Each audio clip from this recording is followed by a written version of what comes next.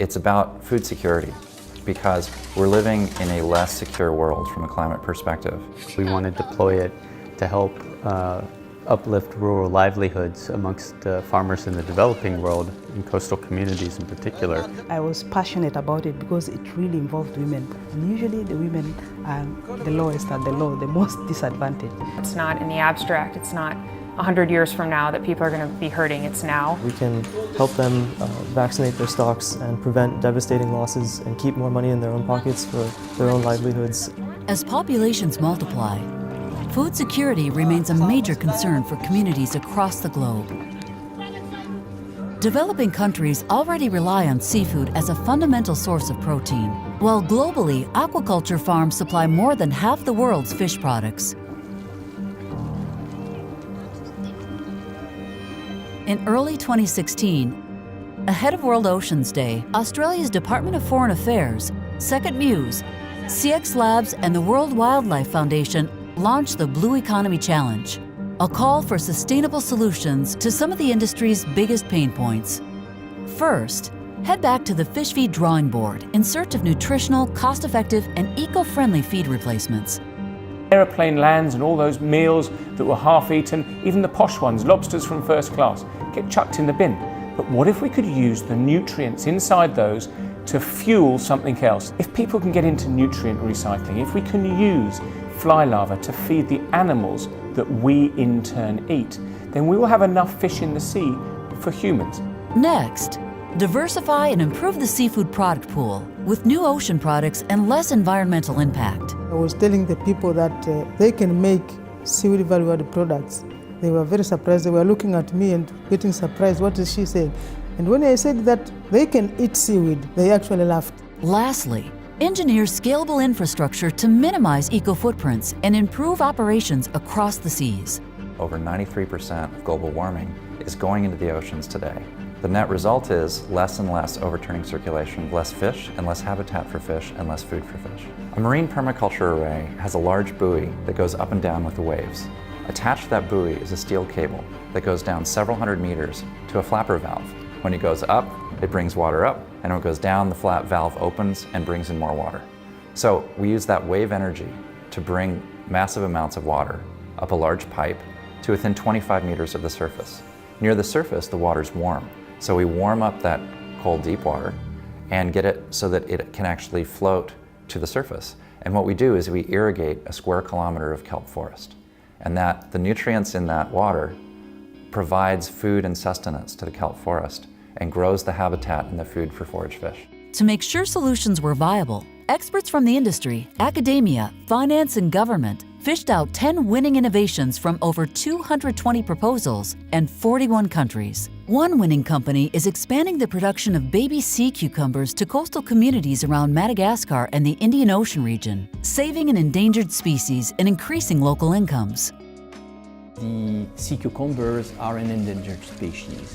So the future of sea cucumber is through farming.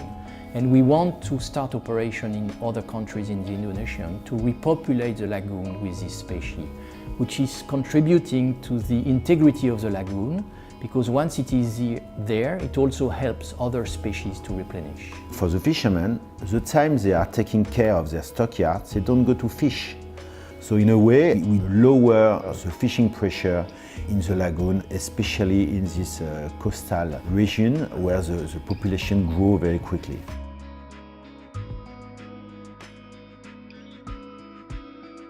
Another company is working with farmers in India, Bangladesh, and Thailand to grow high-quality spirulina, increasing community nutrition and revenue. Because of the challenge of population growth and urbanization, there just won't be enough meats to go around.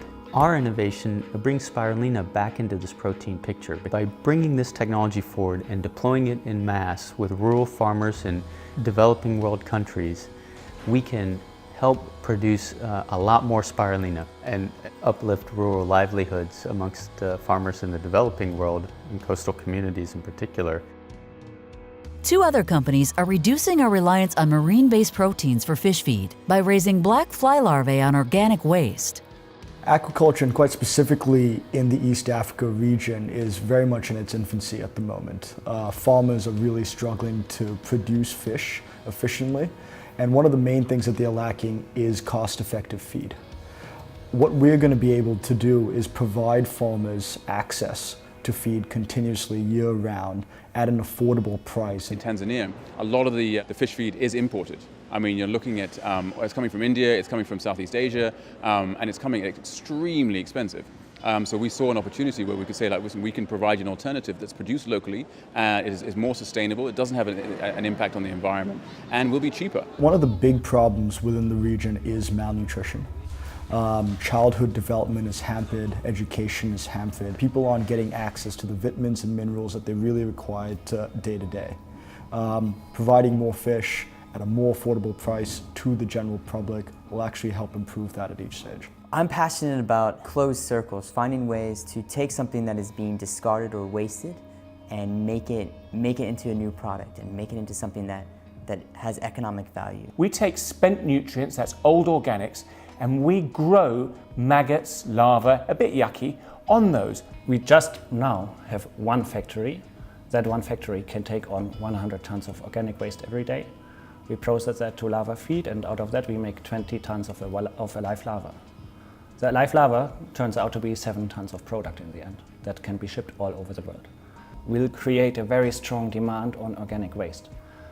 And one day there will be that much business and operations on this matter, not only from insect rearing but also from other opportunities, that there will be a shortage of organic waste one day.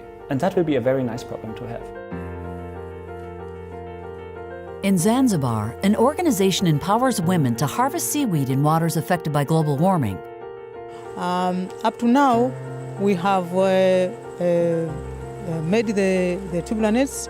What we did is we purchased the netting material from the shops, and then we trained the women how to make the tubular nets. And after training them, then we have planted already the higher value seaweed, cotonou, in the water. It is growing now, so we expect that in 6 weeks we'll have our first harvest. To scale and accelerate the impact of these innovations, DFAT and Second Muse launched the Aquacelerator, a network-based initiative that convened resources from across aquaculture and development industries to support winning ideas. To kick off the Aquacelerator, we summoned select council members to collaboratively identify and connect fellows with productive opportunities and to discuss important topics across the aquaculture industry. The team and fellows then worked with key stakeholders across the network to pursue investments, extend activities to new countries, and pursue partnerships to further develop their solutions. Through the Aquacelerator program, the fellows were able to secure over 40 million Australian dollars in funding and partnerships and are actively expanding in 6 new countries, with 6 more in the works. By fostering collaboration and enabling innovation, Aquacelerator is driving a systematic shift towards sustainability and prosperity in aquaculture. If shrimp vaccines and in vitro sea cucumbers are possible today, we can only imagine what the future holds.